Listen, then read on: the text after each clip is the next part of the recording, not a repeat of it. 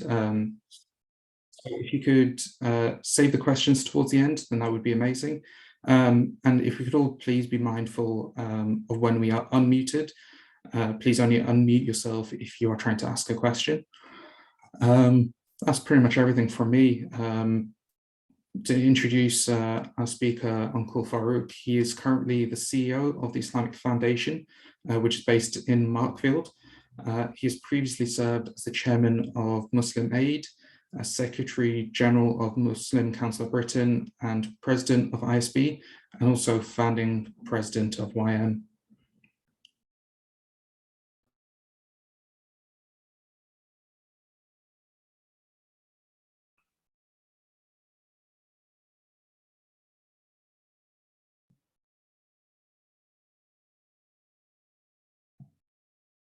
Okay, sorry about that. Assalamu alaikum wa rahmatullahi wa barakatuh, everyone. I hope you're all having a wonderful Ramadan, and it's my pleasure and honor to be here and have this opportunity to be with yourselves who have all gathered to look into some verses of the Qur'an. And such gatherings are always blessed, inshallah, as a promise from Allah subhanahu wa ta'ala. I hope that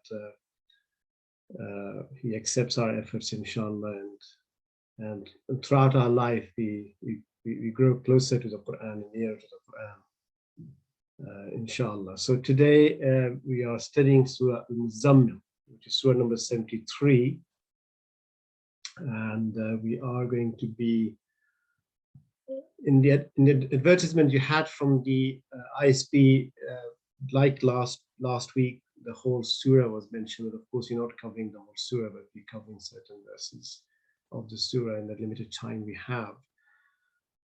So today we have chosen verse 1 to 11 and the last verse for a particular reason. And actually, that's how this particular surah also has been mentioned as a syllabus, as part of the curriculum in the book Way to the Quran. 1 to 11 and 20. And the reason for that, we'll come to that later, inshallah.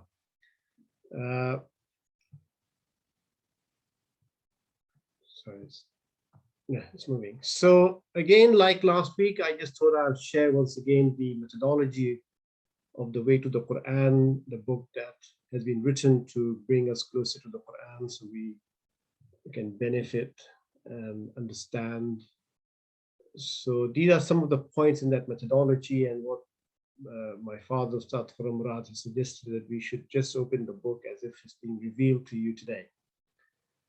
Whatever page, verses, surah that you're studying, and then read a few times, a few verses, read again and again, till the verses begin to sink, and we are beginning to feel that, the message is being delivered to us.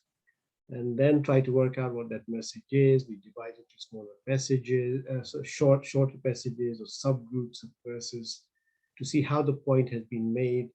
Try to discover the key points in the background and tafsir after that, and then try to take a message for yourself. And secondly, sorry, my PowerPoint keeps getting stuck. And secondly, so the first thing was that we should begin with some of these ideas.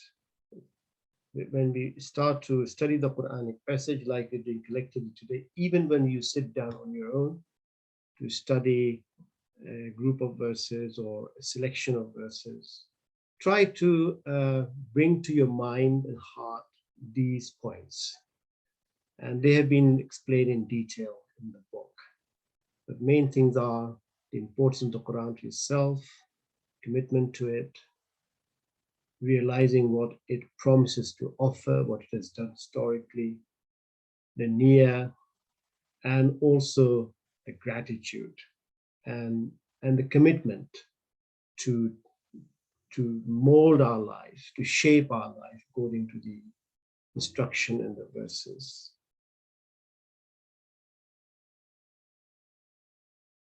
Sorry. So let's begin with again recite the verses that we have selected for today.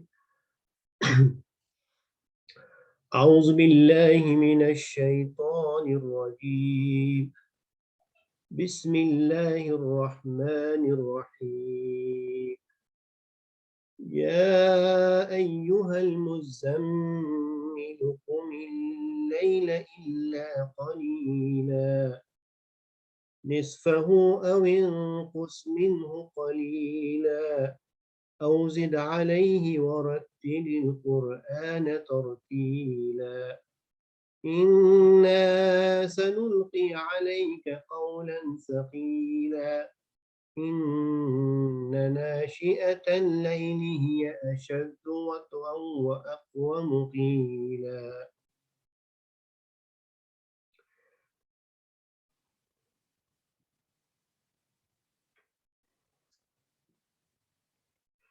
إن لك في النهار سبحا طويلا واذكر اسم ربك وتبتل إليه تبتيلا رب المشرق والمغرب لا إله إلا هو فاتخذه وكيلا واصبر على ما يقولون واهجرهم هجرا جميلا وذرني والمكذبين أولي النعمة ومهلهم قليلا.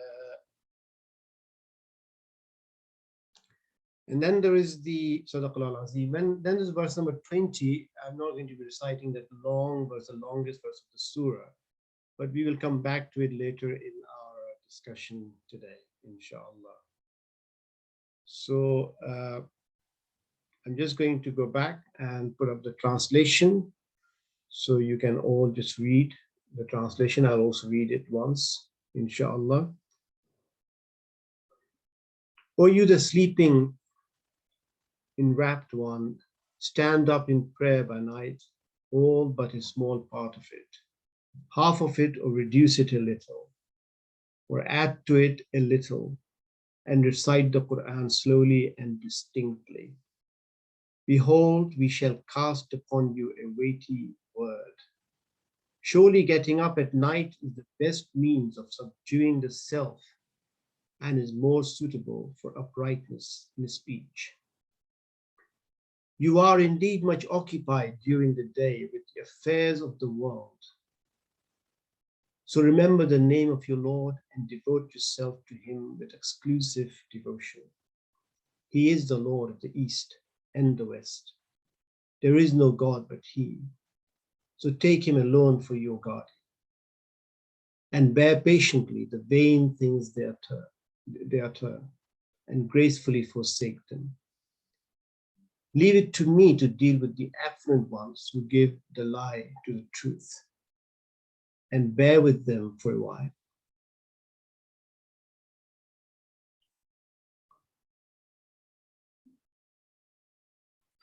And let you just reflect, look at it a few times, try to get a sense of, as if these verses were being revealed, what's the key message? What is being said? What other points can we pick up?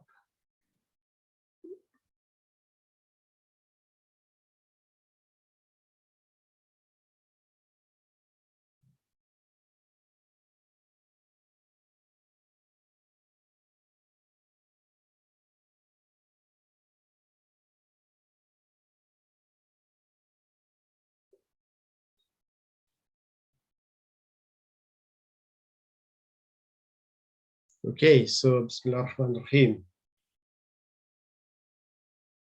So can I invite anyone to give me, if you were to discern a theme in these verses, these first 11 verses, what would that be?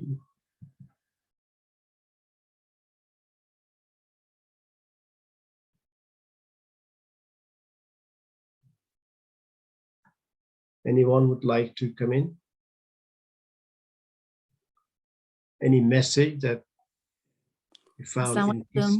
Walaikum assalam. So it seems that there's a focus on spiritual preparation and the importance of nighttime.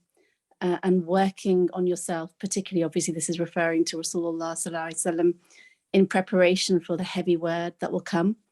So about sort of spiritually dealing with the heart in order for the heavy message, kind of, I suppose, working on the self in order to be stronger in the active work that Rasulullah Sallallahu Alaihi Wasallam would be required to perform.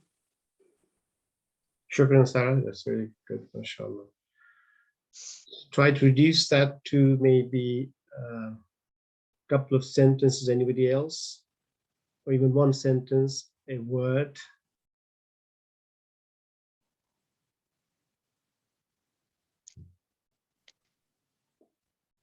Just that the prayer, the prayer by night is one of the best things for purifying the soul and the heart. MashaAllah, shukran, Rita. Prayer by night is definitely that is mentioned at the beginning of these verses. But is a connection of those verses to a prayer of night to something else? The Qur'an. Revising Yes, the Qur'an. that's there. Yes, Quran. Reading the Quran. Because we don't get much time in the day, so the best time to revise Qur'an is in the night. Yes, Quran, recitation of the Quran is what is the purpose of that prayer. That's there. It's for reading of the Quran. Okay. So I have put some of these sentences down. Preparation and the way to conduct Allah's weighty mission. There seems to be central at the center of it all is that weighty mission that's been mentioned. And if you look at all the other verses, they are around that. So I thought that was to go deeper into these group of verses. It's not the prayer so much or the night prayer. I thought the key verse there, because why this prayer? But the key verse was inna sanulqi qawlan thaqila. And that might also explain why Prophet was in that anxious state. Then praying and reading Quran at night and living an active and patient life in the day guarantees Allah's help and success. Allah said, I'll take care of you. You know, leave matters to me. You just do this. The rest is for me to do for you. So that I thought was a very assuring and powerful message that also comes through. Wake up, prepare yourself for the big message through night prayer and reading of the Quran. Remember Allah, trust Him, refer all matters to Him, and leave those opposing and ridiculing in a dignified manner. That will be more comprehensive one-sentence summary that you could take from these verses. So, so dividing into shorter passages, how the key theme has been covered. So I would say verses 1 to 4 is the first sub-passage, and those verses basically are asking Prophet ﷺ to stand up in prayer, but also addressing his anxious state, referring to someone who is overwhelmed, is anxious. And then immediately after making that point, the remedy is being suggested. So that is answering what you should do to deal with your state of mind, which I'm sure a lot of us do feel at times, especially if we were to be given any big task. This is your remedy. You must stand up in prayer, get up. The next two verses, 5 and 6, why the night prayer? Why is that a remedy? How does that help? So that has been explained. And then night is over, day begins. How to keep focus during the day? What we need to do or conduct ourselves throughout that day that is there to live our life. And then one other issue has been covered in 10 and 11, that as we are living in that day our life, and there is of course the opposition, which is what might be also making Prophet feeling anxious.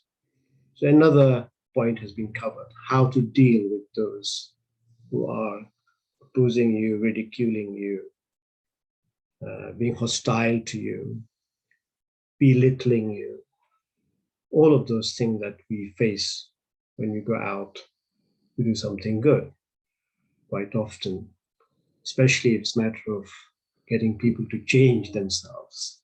So this is how I would say 11 verses cover the main theme. These are the sub-messages, but it can be differently. You could perhaps do a different combination. It doesn't have to be like this, because I've done 5 could be added into the first group, for example. 6 could be taken to next group. So there is no, but it's how you can discern a message from the verses. And as I said, Quran is for all time and for all people. And at different times, different centuries, different situations, people would be guided by these verses in their own unique situation and unique way. They would discern different messages from these verses.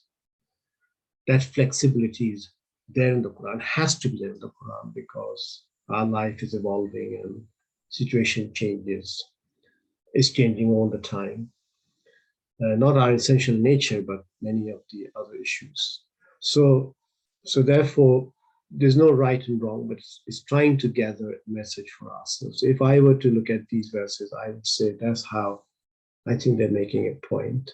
And that is, of course, Prophet ﷺ is being addressed, and he is being suggested to do something. Why is being suggested to do that exercise, strenuous exercise, getting up at night? Why so powerful? Why? How does it actually condition you, and what energy does it provide? And how can we then also keep that energy focus and focus, retain it during the day?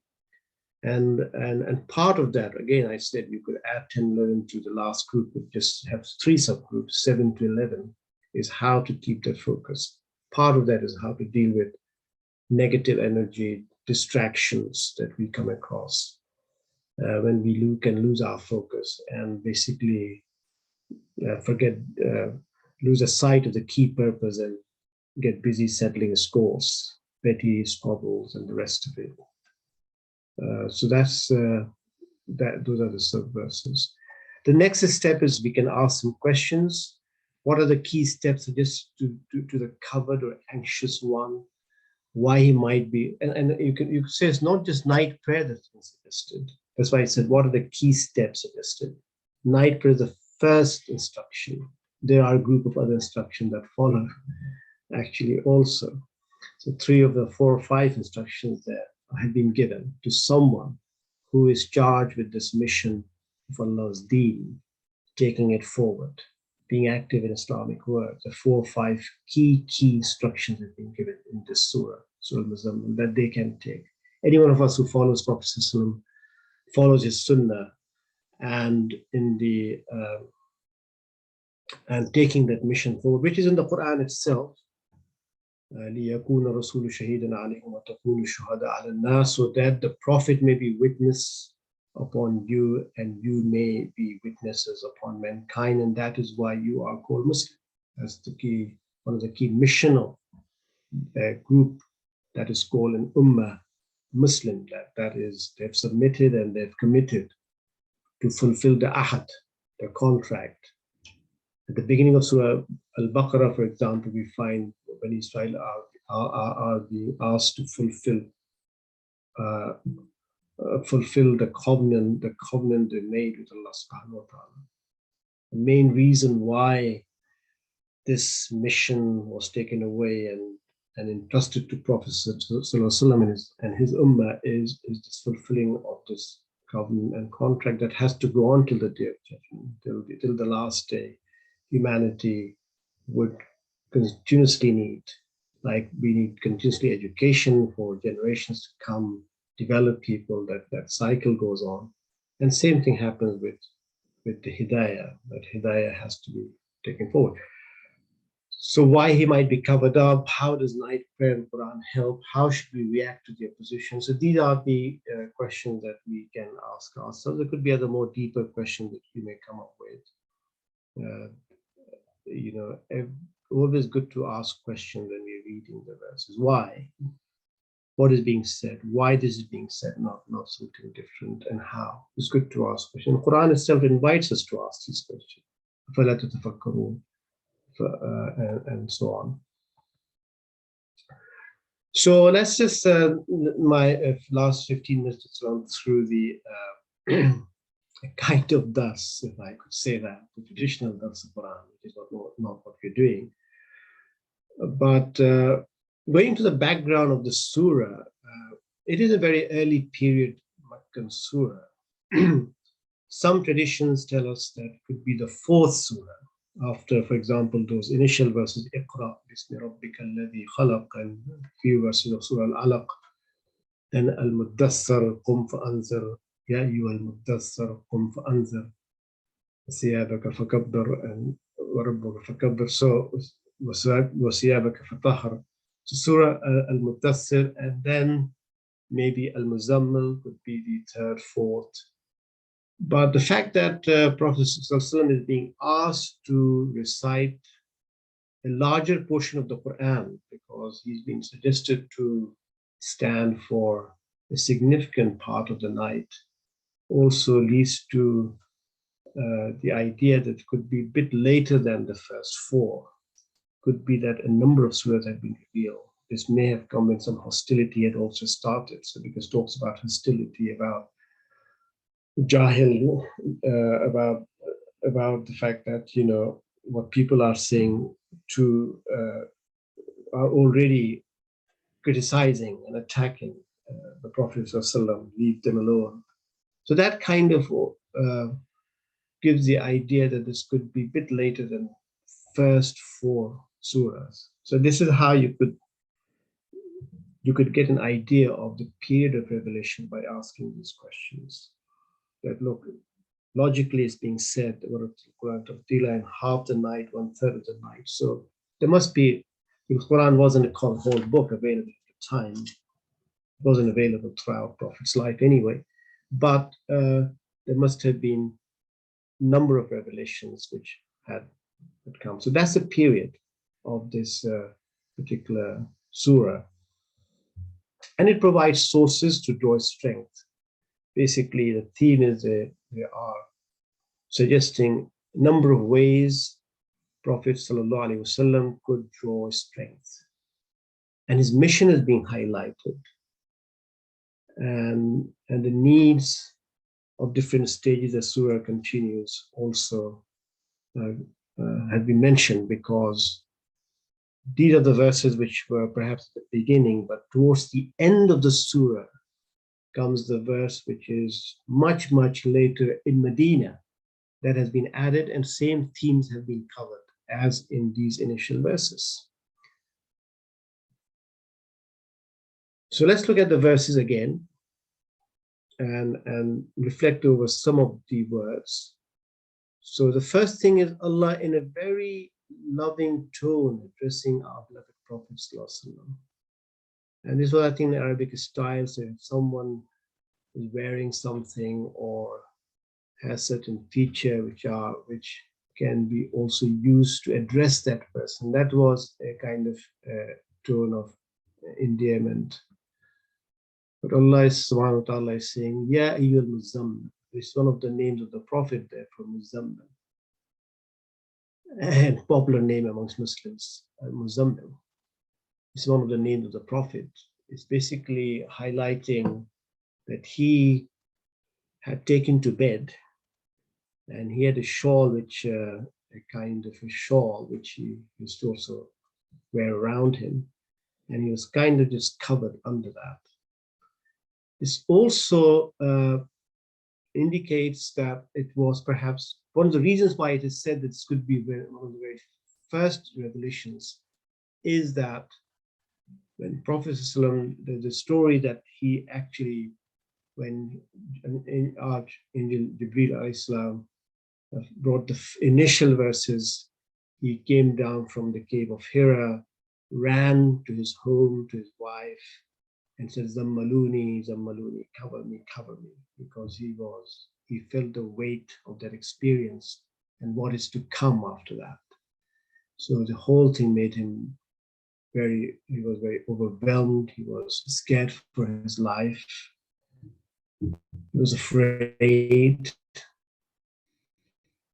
And he asked her to cover him, Zammaluni. So this Muzammal comes from the same idea, cover me. Zammaluni, cover me. So Muzammal, Allah says, oh, the covered one, the enwrapped one.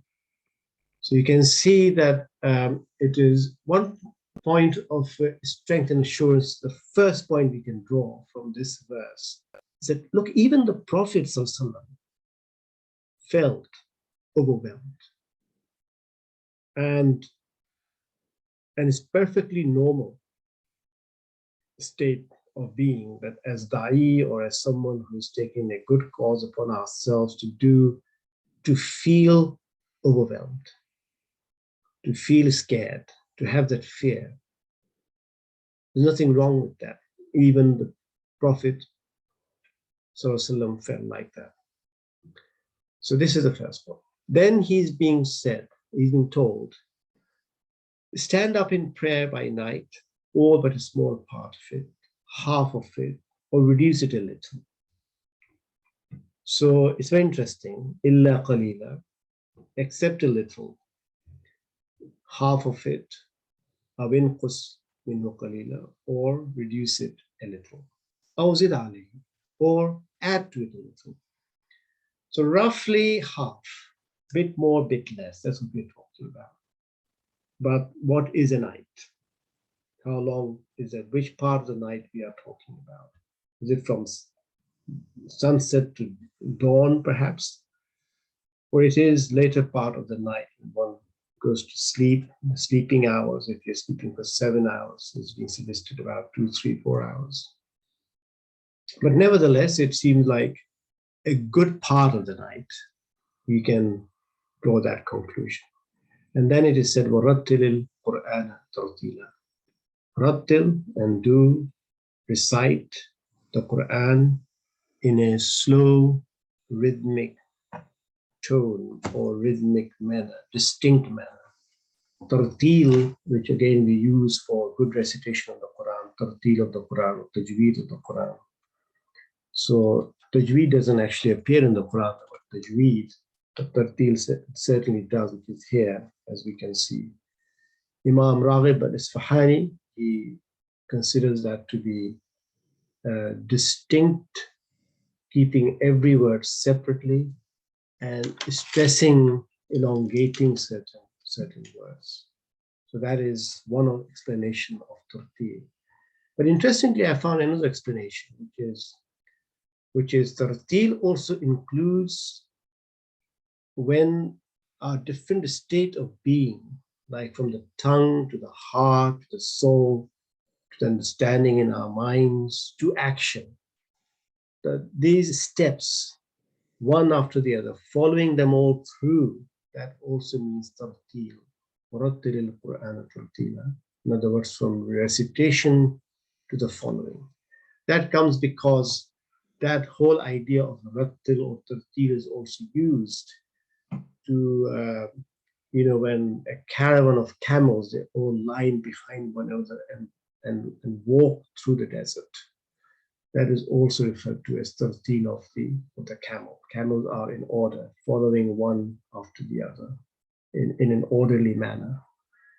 So from there, some explanations are that tartil also includes this slow Quran taking roots within us, from our tongue moving and shifting to our soul, our inner being, our ideas, our mind, and our action.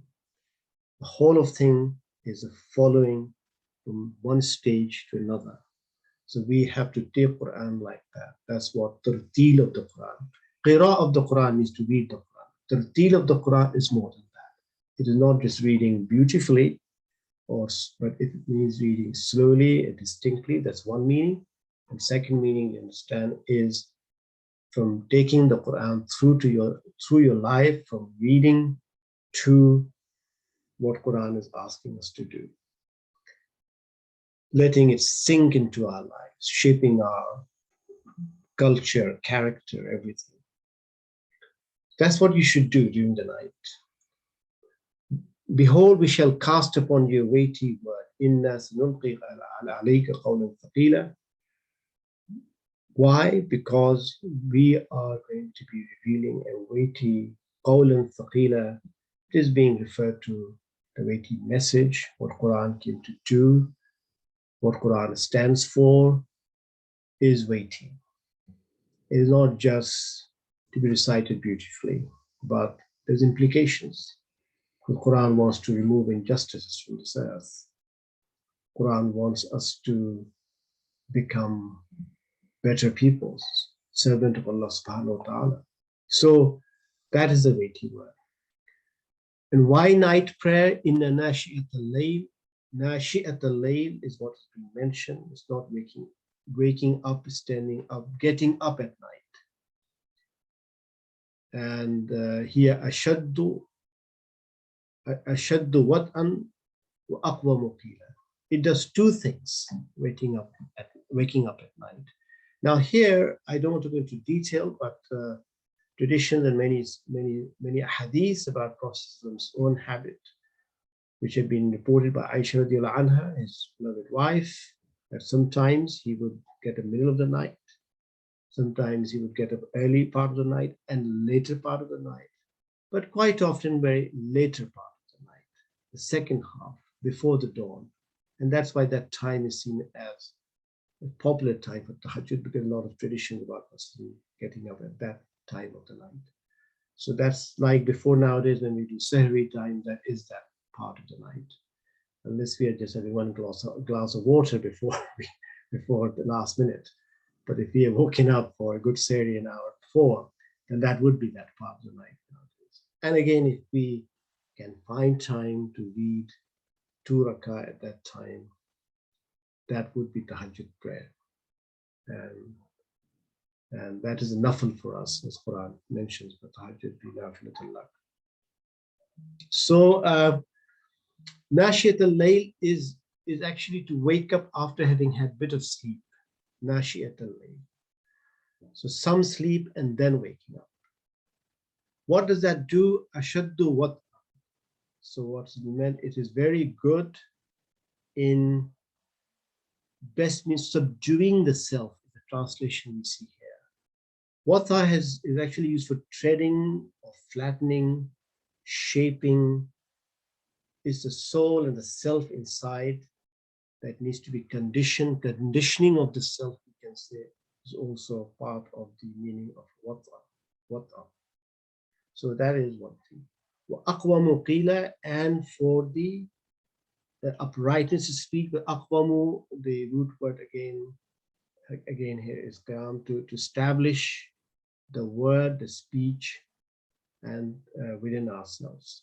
So that is the other meaning of aqwamu qila, uprightness of speech, because this is when that word, those words, that weighty word has to be absorbed. That's the best time to understand its significance, for it to understand its full implications, and also to be able to say it and read it properly. So all of these meanings are inherent in this explanation.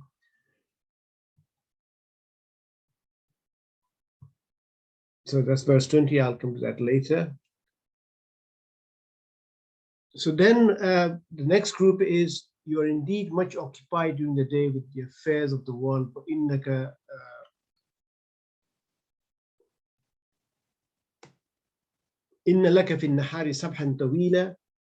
Indeed, for you during the day, there are long preoccupations.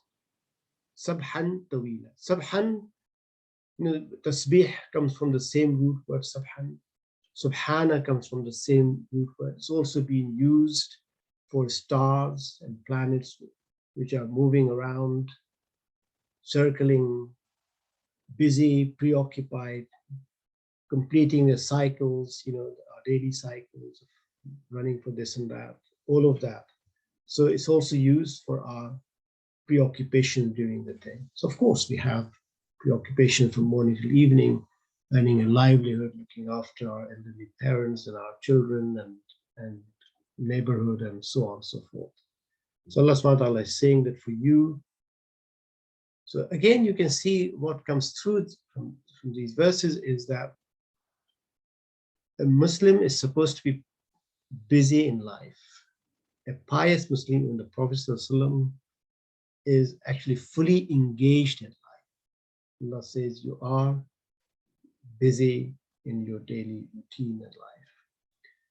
This idea of piety here is not that they're praying during the night, they cut off from the world, but they are actually, prayer at the night is because during the day you're busy, and prayer at night gives the energy and focus for the day. But whilst we're busy in the day, I think that's why I put verse number 8 to 7, whilst you're busy in the day, again, how we conduct ourselves during the day, next verse says, that during that day you also remember the name of your Lord. And in all our affairs, remain exclusively devoted to Him. So however we conduct our professional life, our social life, our family life, that whilst in the day also we maintain that theme of the night. So remember the name of your Lord and devote yourself to Him with exclusive devotion. Because He is the Lord of the East and the West, there is no God but He. So take Him alone for your guardian. So this whole Tawheed, the idea of Tawheed, the fact that He, to be accepted as the ultimate and only Lord and Master for ourselves. That is the essence of Islam. And then finally, how do we deal with distractions when we're taken away and when we're challenged? Wasbir ala ma yaqulun, and be patient on what they say. Ala ma yaqul, the people who are opposing you, people who are causing problems and difficulties for you. Be patient with them. Now, patience here means keep resilience, and keep on your path. Continue to live by your values. That was wasbir means. Doesn't mean you just give up and go away, but stand firm. Regardless of what they're saying. Wasbir ala ma yaqul means stand firm regardless of the opposition. But wahjurhum hajran jamila,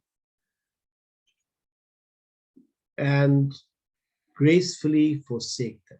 Here again, the tafsir and commentary doesn't mean we cut off our relationship with them.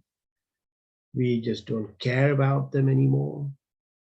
We have no business with them because they were bad to me or they said opposing things. It is that on those matters where they're ridiculing, where there is no point in responding, that's where we don't respond and we break away from that polemical debates and arguments. We pull away from those arguments. That's what, not pulling away from these people and abandoning them. That's not the idea of Wahjurum Hajran Jamila, but means from that situation, we leave them Hajran Jamila in a polite, dignified manner, and leaving them to Allah subhanahu wa ta'ala, the effroned, the haughty, the powerful, proud people, referring to, of course, the leaders of the Quraysh in Mecca, who were rejecting the Prophet's message, who had the power in their hand. So leave them, Allah subhanahu wa ta'ala will deal with them. And finally, since we're running out of time, some of the key words here, Muzammil, Qiyamul Layl, Tartil, Qawlan Thaqil. These are the key words that you can also underline by reading the verses and go to the tafsir to find the meaning of these keywords, because the words are so important. Each and every word is used very carefully by Allah subhanahu wa ta'ala, because other words could have been used for those very reasons. Like instead of Tartil, Iqra could have been mentioned. Why Tartil? So many different words for the same action, same points. Nashiat al-Layl, other things could have been said about waking up or getting up at night. You know, get up, Qiyamul Layl is used, for example. But Nashiat al-Layl is what has those two qualities, powerful qualities, how they can affect us. It's about having slept and then waking up. And I've not gone into that how that situation of some person standing in the dark on their own, and the rest of the world around is asleep, is very similar of a da'i situation during that day, when they are inviting the world, standing for certain values, but actually and effectively there's darkness around. People are not listening, you're on your own. So that's when how we become stronger in standing up during the day by exercising, doing this exercise during the night. So this verse number 20, just one thing, slide in the wrong place, sorry, but I must cover it. Now, I'm not going to go through all this verse because we're out of time now, but this is the last verse of this surah. This came in Medina much later, and this also talks about Qiyamul Layl. But here you can see the tone is different, recipe is slightly different. Allah says, I know that you are standing up in prayer, sometimes nearly 2/3 of the night, and sometimes half or 1/3, which is what instruction was given at the beginning. And also saying some of you, also a party, or ta'ifatun, and there's a party also who are with you, min al-lazina ma'ak, who are with you. So Allah measures the night and the day. You know, all this 2/3, 1/3, again, Allah takes pressure away from that. He knows, He measures what's the accurate count of night. And so He has shown mercy. He says now He is east, taking that pressure away. And it's a very beautiful. لن تحصوه فتاب عليكم. علم أن لن تحصوه فتاب عليكم. He knows that you cannot keep an accurate count of it. So He has shown mercy to you. Now what is He saying now? All He's saying now is that فَقْرَؤُوا مَا تَيَسَّرَ مِنَ الْقُرْآنِ. So read and recite as much as of the Quran as you can, with ease, تَيَسَّرَ مِنَ الْقُرْآنِ. What you can recite easily from the Quran. He knows that there are among you those who are sick and others who are journeying in the land, looking for their livelihood, others are fighting in the way of Allah subhanahu wa ta'ala. Again, so recite as much of the Quran as you easily can. And now establish prayers. So now Salah has come. In Mecca, 5 daily prayers are not there. So when the initial verses came, the main prayer was that night prayer. Prophet used to stand for half a night, 1/3 of the night. But you can see, this verse has been put to conclude this surah, which has revised the program, because now prayer has come, 5 times daily prayer. So nighttime, read as much as you can. Again, do it. It's a good practice, but not that half the night and so on that was mentioned before.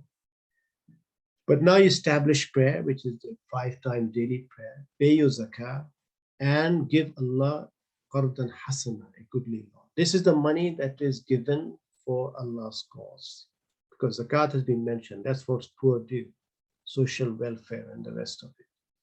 And then He distinguishes zakah from the goodly loan, qard hasan. Qard hasan, as we know, every time Allah asked for qard hasan, it was when Prophet asked for funds to support the cause of Islam.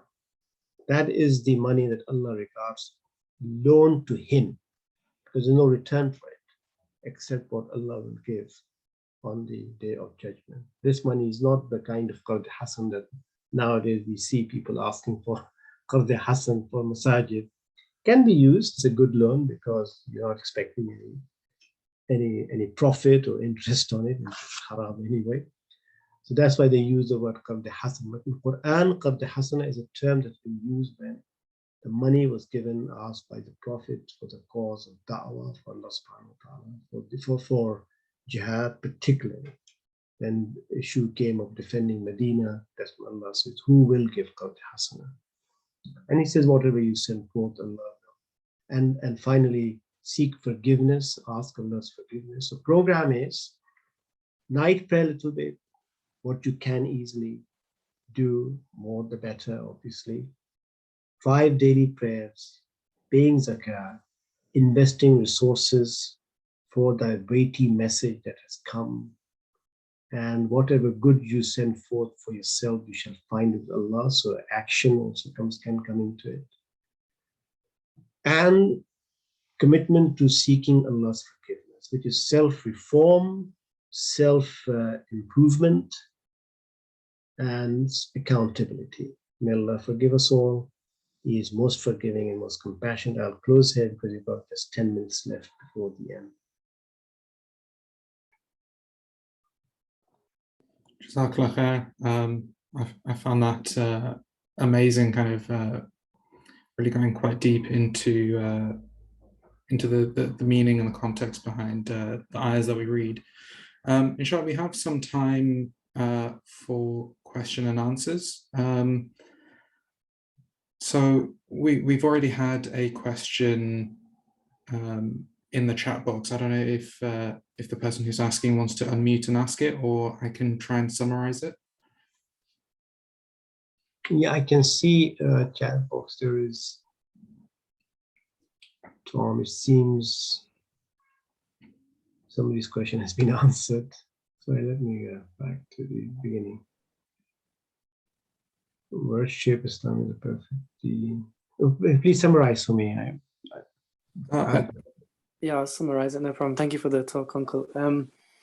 Basically, what I was saying is that Islam generally always offers the perfect balance, that even though now we're fasting, we're encouraged to break our fast on time and rewarded for having suhoor. So there's always this recognition that we are embodied beings, that we need to satisfy both our spiritual needs but also our physical needs.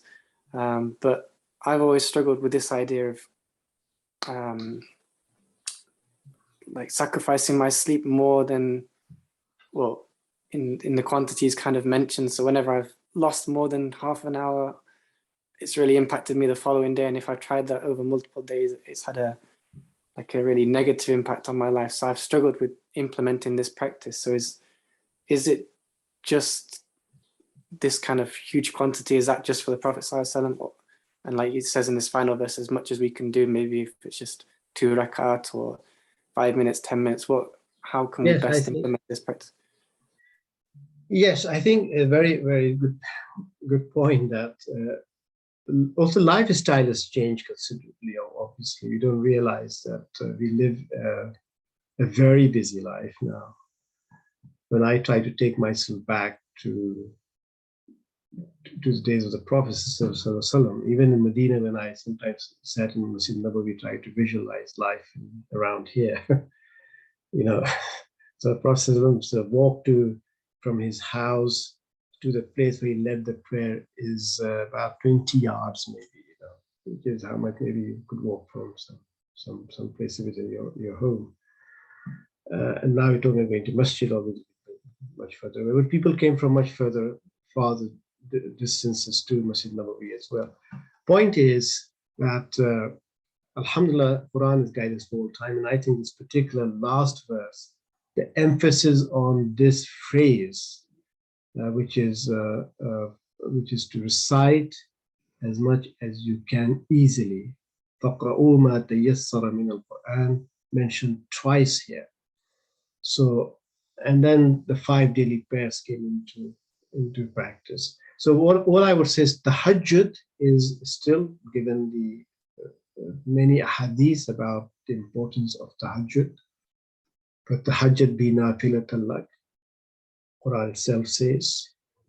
And what we learn in Surah Muzammil today, tahajjud is a very blessed practice, very useful practice, and should be programmed in our lives. But as you said, as much as you can. My father used to say, get a bit earlier before Fajr time begins and perform 2 rakah, read some Quran. You will draw the benefit, inshallah, of tahajjud. So I try to make that as a habit. So leave my witr for the morning, and I find it very useful. I hope that answers. Yeah, perfect. I'll try my best, inshallah, just even 2 rakat. Yeah, it's 2, you can do 4, but try to go to sleep earlier. Again, you see the practice, again, you find a hadith, the practice of Rasulullah was after Isha prayer, they would go to sleep. Imagine life without any electricity, okay? No mobile phone, no electricity. You know, when you're in the villages, there's no electricity. After sunset, there's not much that you can do. So night could be, I can imagine now if you went to sleep, for example, at 9 o'clock or 7, 8 in winter, you'd be very refreshed by 4 o'clock, I'm sure. Are you going to sleep early?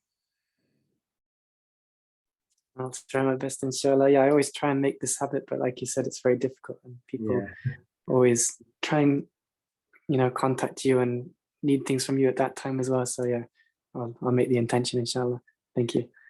Your main thing is to find quiet, intimate time when there is no distraction. It is you and Allah subhanahu wa ta'ala. I think that's the beauty of that time. And at that time, when we reflect over the Qur'an, with this idea of these verses are guidance for you, I'm sure you will, inshallah, all of us will see the benefit of it, inshallah. Thank you for the question. If anyone wants to ask anything, then you can unmute your microphone, or you can put it in the chat box. Inshallah, we've still got a couple of minutes for Q&A.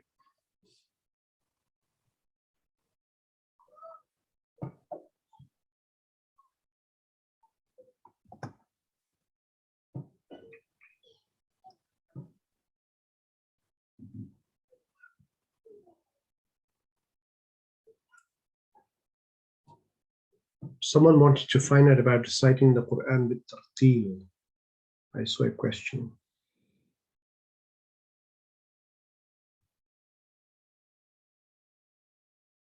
So as I said, tartil has been mentioned as slow, rhythmic recitation. That's the best explanation in different tones. And there are many hadiths how Prophet Sallallahu Alaihi Wasallam used to sometimes repeat verses when he came across a verse that had an impact on the soul, and you just repeat those verses as part of the act of tafsir. And there's nothing more to that than this. But the word tafsir has other meanings, and this is what some Mufassirin have given what I mentioned about, especially taking the Quran from the word to the heart, to the mind, to soul, nafs, and then to action.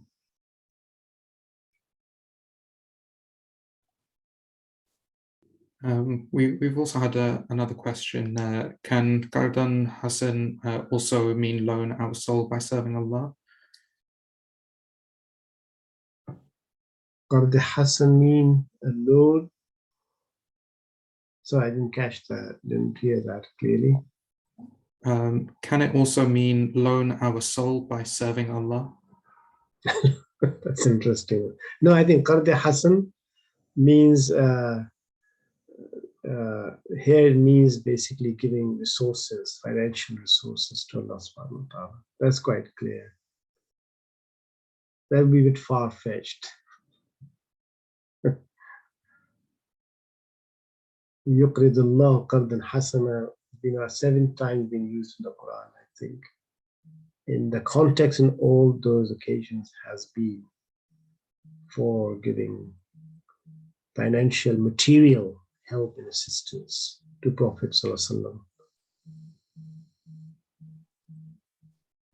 Wasallam. And I think we're almost out of time, so if we make this our last question, does tartil also mean to recite the verses in the Quranic order?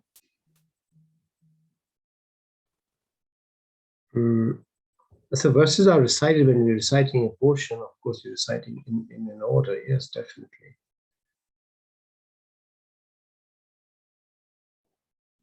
And some people may have drawn this idea that when we're reading 3 or 4 rakah prayer, we should maintain that order. In other words, the verses we recite in the first rakah should, the second rakah should be the ones which are in the Quran after the verses in the first rakah. So we should do, for example, Surah Qul al-Falaq in the first and An-Nas in the second, not the other way, reverse the order. So maybe they've drawn the idea from orderliness from tartil. But when we are reciting verses in the same rak'ah, of course, we can choose different selection of verses, but verses are recited in that order, obviously. Okay, Jazakallah khair for that really amazing talk, and thank you everyone for attending and asking questions and joining us. We are pretty much out of time, but if I could... I'm out of energy now. It's getting to 6:30, just an hour before it starts. And then we all are struggling. Jazakumullah khairan, it's been a pleasure. Inshallah, may Allah accept once again and give you the blessings of Ramadan. Assalamu alaikum wa rahmatullah. Excellent.